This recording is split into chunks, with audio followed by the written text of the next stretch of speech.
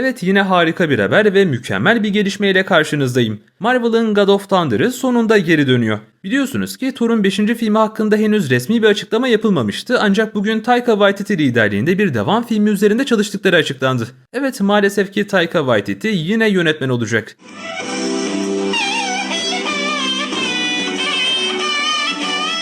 Yani Chris Hemsworth'un en büyük korkusu gerçek oldu. Hatırlarsanız Chris Hemsworth artık Thor'un daha ciddi olmasını istiyordu ve eğer istediği gibi bir senaryo olmazsa geri dönmeyeceğini söylemişti. Bu yüzden Taika Waititi'nin yönetmen olarak geri dönmesi fazlasıyla büyük bir hayal kırıklığı yarattı. Öte yandan Thor serisinin en çok sevilen filmi Thor Ragnarok'un yönetmeni de kendisi olmuştu. Bu nedenle Kevin Feige ve Chris Hemsworth'un baskılarıyla birlikte belki de Thor Love and Thunder tarzında bir iş ortaya koymama şansları olacak. Peki 5. filmin düşmanı kim? Resmi açıklamaya göre filmin düşmanı henüz belirsiz, ancak Hela'dan bile daha güçlü bir düşmanın geleceği söylendi. Şimdi bizim yeni gelecek olan film hakkında bildiğimiz şeylerse Hercules liderliğinde daha birçok tanrı Thor'la mücadele edecek. Zeus'un Herkül'e söylediği şeyleri hatırlarsanız Thor Odinson göklerden düştüğünde insanlar yine bizden korkacaklar demişti.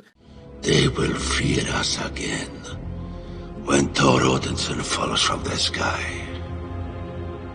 Yani Zeus liderliğindeki Tanrılar Konseyi'ne göre Thor onlar için en büyük tehditlerin başında geliyor. Bu durumda gerisini siz düşünün. Bu kadar sözde Tanrı Gordigatbashir'den korkmazken veya onu kendileri için tehdit olarak görmezken Thor'dan korkuyorlar. Peki şimdi gelelim yeni öğrendiğimiz bilgiler ve Easter egg sahnesine. Hatırlarsanız Thor Ragnarok filminde Grandmaster'ın savaş arenasının dışı gösterilmişti. Burada en son halkın heykeli yapılırken hemen altında birkaç tane yüz daha vardı. Burada gördüğümüz suratsa aslında Zeus'un çocuklarından biri olan savaş tanrısı Ares'in heykeliydi. Yani şampiyonlar turnuvasında Ares de vardı ve muhtemelen halk onu bile knockout etmeyi başarmış olabilir. Zaten Ares'in hemen şu yanında da Beta Ray'i bile görüyoruz. Yani Thor serisinde Olimpos tanrıları Taika Waititi'nin ilk filminden bu yana işleniyordu. Ve Thor Herkül'ü ya da Zeus'u daha önceden tanıdığını söylemişti. Peki biz bu konuda neler biliyoruz? Öncelikle bu sahne içerisinde güçlerini yeni keşfeden Thor şampiyonlar turnuvasının birincisi olan ve en güçlü şampiyonumuz dedikleri halkı tokatlamıştı. Bu durumda Ares'in bile MCU'da Thor kadar gücü olduğunu düşünmüyorum. Normal Yunan mitolojisine göre konuşacak olursak Ares bir savaş tanrısı olarak Herkül'ün çok üzerindeydi. Yani ben bu durumda Taika Waititi, LC abimizin bahsettiği düşmanın Herkül olduğunu düşünmüyorum. Çünkü Hela uyanmış formundaki Thor'u bile kolayca tokatlamayı başarmıştı. Bu durumda Taika Waititi'nin de söylediği gibi Thor zaten yeterince yaşlı bir karakter. Kendisi birçok diyarı gezdi ve birçok diyarda savaştı. Bu nedenle daha önce hiç görmediğimiz ancak Thor'un tanıdığı bir düşmanın da ortaya çıkma ihtimali fazlasıyla yüksek. Bir de bu büyük düşmanın yanında Herkül'le falan savaşır, sonra Herkül'ü yanına alıp Zeus'u da adam ederse tamamdır. Zaten Zeus filmin bu son versiyonunda şerefsiz bir pislik olsa da filmin ilk planlanan taslağında Thor'a yardım edecekti. En azından Thunderbolt'u ona verecek ve sonra da kaçacaktı. Eğer izlemeyenler varsa bu silinen sahneyi de hemen sizlerle paylaşalım. It's your choice, Jane. But I'd regret it every single day if I didn't ask you to stay here so we could try and figure this out together. What if you don't come back? I'm gonna come back. You could also totally die. Well, I'll totally die. You wanna know why? Why? Because the fact of the matter is I'm unkillable. I can't die.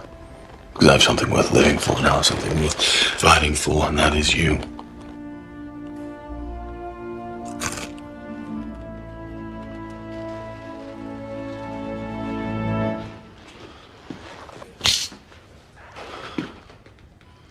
Have you been standing there this whole time? Yes. It seems like you are an emotion god after all. Come with me. I have something you might need. I want to teach you something. Something I haven't even told my sons. And I have a lot of sons. Thunderbolt can be anything. Thunderbolt is just electricity. You can have it anytime you call. Power is everywhere. You just have to harness it. Know your point?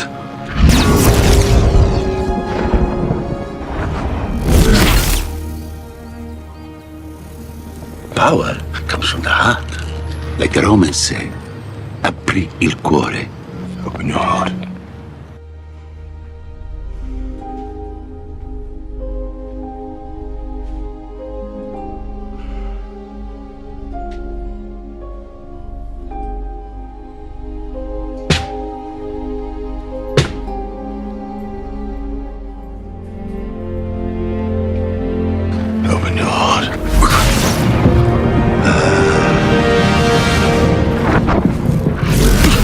Yes.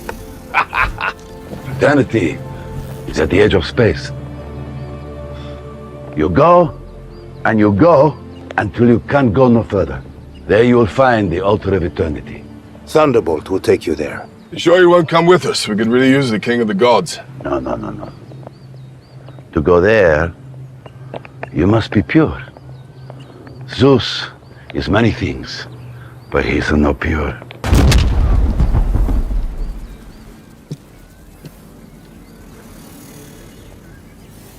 Apri il cuore.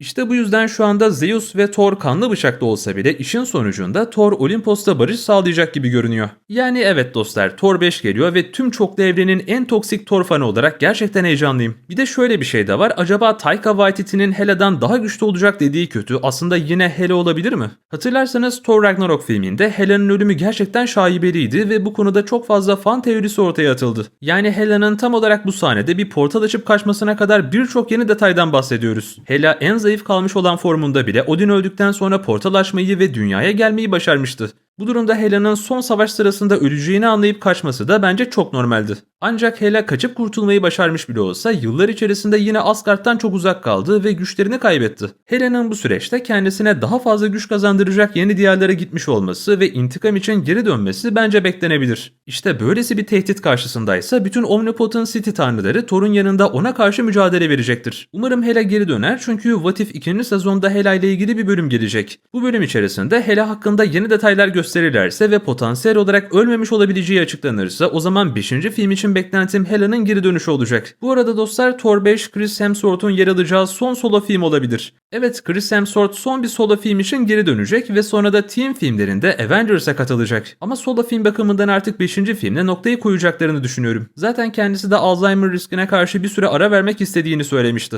Evet, Taika Waititi'ye rağmen hala heyecanlıyız. Umarım bu filmden sonra da hayat yine tek bu adama Waikiki olmaz. Bu arada güvendiğim bir kaynağın söylediğine göre filmin yönetmeni şu anda Taika Waititi olsa da değişme ihtimali gerçekten de varmış. Umarım yönetmen değişir çünkü artık farklı bir açıdan Thor'u görmek istiyoruz. Yani hikaye anlamında daha derin ve az komedinin olduğu epik bir film bekliyoruz. Artık hazır böyle tanrıların savaşına girdiysek en azından God of War tarzında bir anlatım sunması lazım. Her şeye rağmen ben 5. filme olumlu bakıyorum. Aslında artık her şeye olumlu bakıyorum çünkü artık ben değiştim ve geliştim. Şu anda elimizde çok az bilgi olduğu için bahsedebileceğim tüm konular bunlardı. Umarım videoyu beğenmişsinizdir dostlar. Daha sonra tekrar görüşmek dileğiyle. Kendinize iyi bakın, hoşça kalın.